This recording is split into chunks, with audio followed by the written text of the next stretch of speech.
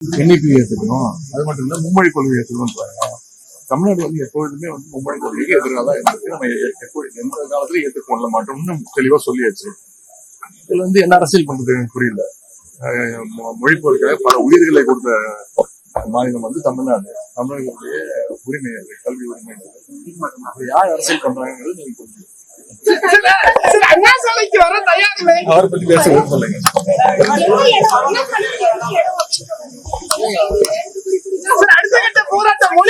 NEP ஏற்றுக்கணும். அது மட்டும் இல்லை, மும்மொழி கொள்கை ஏற்றுக்கணும்.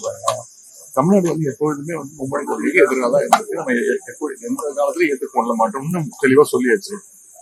இதுல என்ன அரசியல் பண்றது எனக்கு புரியல. மொழி பொறுக்க பல உயிர்களை கொடுத்த மாநிலம் தமிழ்நாடு. தமிழர்களுடைய உரிமை அது, கல்வி உரிமை. யார் அரசியல் பண்றாங்கிறது நீங்க புரிஞ்சுக்கணும். அவரை பத்தி பேச சொல்லுங்க.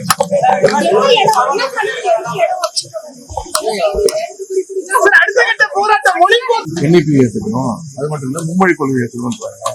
தமிழ்நாடு எப்பொழுதுமே மும்மொழி கொள்கைக்கு எதிராக தான் இருக்கு. நம்ம எந்த காலத்திலயும் ஏற்றுக்கொள்ள மாட்டோம்னு தெளிவா சொல்லியாச்சு. இதுல என்ன அரசியல் பண்றது எனக்கு புரியல. மொழி பொறுக்க பல உயிர்களை கொடுத்த மாநிலம் தமிழ்நாடு. தமிழர்களுடைய உரிமை அது, கல்வி உரிமை. யார் அரசியல் பண்றாங்கிறது நீங்க புரிஞ்சுக்கணும். அவரை பத்தி பேச சொல்லுங்க.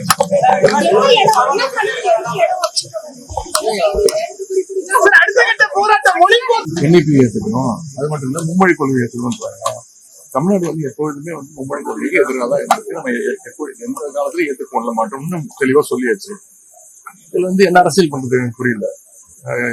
மொழி பொறுக்க பல உயிர்களை கொடுத்த மாநிலம் தமிழ்நாடு. தமிழர்களுடைய உரிமை அது, கல்வி உரிமை. யார் அரசியல் பண்றாங்கிறது நீங்க புரிஞ்சுக்கணும். அவரை பத்தி பேச சொல்லுங்க.